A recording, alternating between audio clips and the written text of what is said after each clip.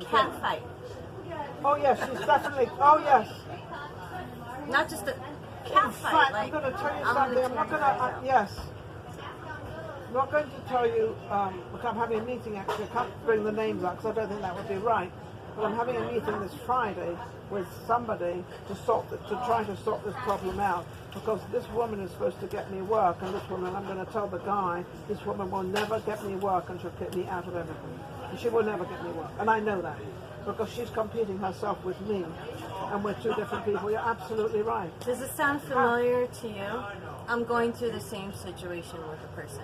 Really? I was supposed to be on, I'm not going to name the show right now. I was supposed to be on a show last year. You've got to come with me. Paranormal show. You've got to come with me to this meeting, both of you. You've got to come with me to the next meeting we have, and I'll point you out who she Definitely. is. And we won't say who you are or anything about you. But at the same I'll time, be a ghost. But let me ask you a question. Why? I've had this a lot all through my life. I know that I'm fairly attractive. I know I have a personality. I know I'm skinny. I know all this stuff. Okay? You're gorgeous. But why do people vindictively have this jealous moment with me all the time? I mean, it gets all the time. Look at you. Well, you're beautiful. Your confidence level. You're confident. Oh, really? Very confident. Even though you feel insecure at times and question yourself. Yes, I do. But hearing it from me, it's a confirmation. Yeah. You're very beautiful. You're successful. Yes. Okay? But why is somebody successful? Why are some people more successful than others when sometimes you put less energy into something than somebody else puts in themselves? They're just, unfortunately, there's a lot of evil people in this world. Evil. Negative. And, you can ask my husband, when I walk, like, I do group events, like group readings and things like that. And it's bad enough that, when you're spiritual, you have anxiety. I know your anxiety. I could feel your anxiety level as well. So you have that anxiety as it is. Sometimes panic kicks in.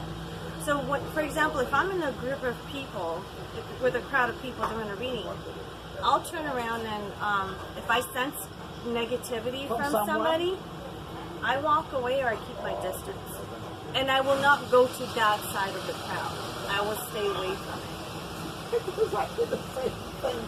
I won't say anything about them. That's fine. They're like, just don't get me hurt. I don't want to be close to them. Yeah. Don't be near them. You don't need... And not only that, if you surround yourself with negative people all the time, you will be lower than my ankles at that level. Like, you will not succeed, you will not go anywhere. So keep positive and stay with the positive people around you. Well, that's funny. When my husband passed away, this is a couple of years after my husband passed away, and I had a lot of guys coming up, all of a sudden, out of the blue, that were friends of my husband, and all of a sudden they want to date me and do this and that, and thinking, hang in, the body isn't cool yet. Just hang in a little while. Right. And I was sitting at my desk one day, and I was overlooking, I'd had a house on Mulholland, and I was overlooking the Hollywood Hills, and I was just sitting there, and I say to myself, Ninon, what do you want? Do you want to be successful yourself and do your own thing, or do you want to go out there and find a guy with money and go that way? Because I was used to money, I've always been used to money, with a lot of stuff. So I said, what do you want to do? And I said, and also, do you want to be with negative people, or do you want to be with positive people? And I said, well, first thing, let's get all the negative people out of my life. I don't want to know any of them. So I probably lost about 80% of the people I knew. Because that's how people are. Yep. So then I thought to myself, okay, now do I want to get a rich guy, or do I just want to do my own thing? I decided, no, I want to do my own thing. Do I want to have a guy, period? No, it's not necessary. I had a husband for 29 years, the greatest man that ever lived for me. We had the greatest marriage. We were very compatible in hundreds of things. I mean, we were just, and there was a few He was things. your soulmate. Yes. There's a few things that he wasn't, we didn't kind of agree on, but the majority of things. He also had 6 children. He had 3 from one wife and 3 from another wife. So there was busy man. So yeah, he was all the children, right. And then he kept having children because he was a good-looking guy. His brain on him was a brilliant brain. But none of his wives has really used his brain or used him as a person, so I disregarded the wives. The children, I said they can do whatever they want, I don't mind, it's up to you. So it was up to him. Well, he didn't want anything to do with his children. And I'm like thinking, well, then I definitely got to have them in. So, you know, I helped a lot of them. It was fine with me. But in the end, one of them, I won't mention her name, but she knows who she is. So I don't have to mention her name. She destroyed our marriage. Totally destroyed it. And it was the last 6 months, and after he was not with me, he was like a pregnancy. 9 months after he left our home, he died. So the whole thing was very sad, but then I look at her and I say, well, maybe that's how the end is supposed to be. And maybe that's how everything was supposed to be out there. I don't know. I can't read into that. But I truly believe from my heart and from my soul that this is how it's supposed to be and this is how it's supposed to be. And then I moved to Vegas. And there I am doing this podcast. I met you. And I'm glad I met you. This is the wonderful thing about what we do with our talk show, is we meet people that we don't know. And I don't know Monica. It's the first time I met her. I know nothing about her spirit or whatever she's coming from, whatever she's doing. I barely know my spirit. I don't know. Well, that's not true. I do know who I am. I know what I am, and I know what I do.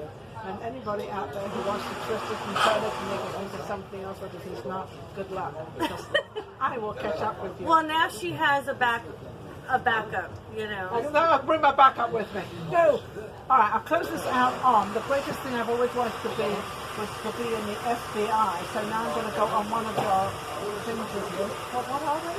Paranormal investigation. Ghost hunting, right? Ghost hunting. Yeah. Ghost hunting. It's not PI work, it's ghost No, hunting. but ghost hunting is what my mother, I can tell you a story when I saw a ghost. I've seen many ghosts. Yes. I've seen even Jesus. I saw Jesus, I was in bed. Then I froze out. We're not done yet. No, we're not. I'm lying in bed. It's like 3 o'clock in the morning. Husband's next to me. I'm here. And all of a sudden I bolt up. And there was this figure coming towards us, Jesus. And I know it was Jesus. But he had no end to him. It was like chiffon. It was like mystic. And he was coming towards me. And I can always remember I'm like looking. And he's coming. He turns his head right to me. And what I read from him is everything's going to be all right. You got a sign.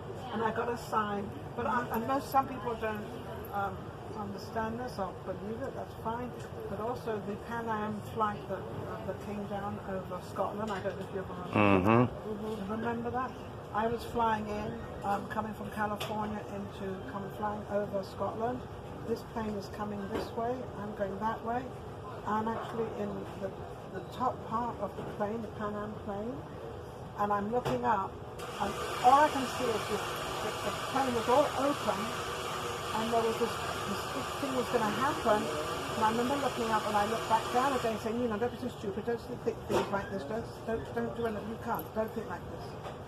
We arrive in London. We're standing by the place to rent our car, and the woman turns to me and she says, "Did you hear what happened?"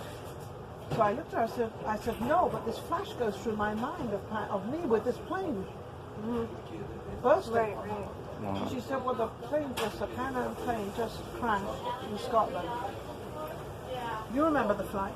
And so while I was going this way, it was coming that way and it blew up. Wow. I saw it. Now, anybody can believe that or not. I got chill.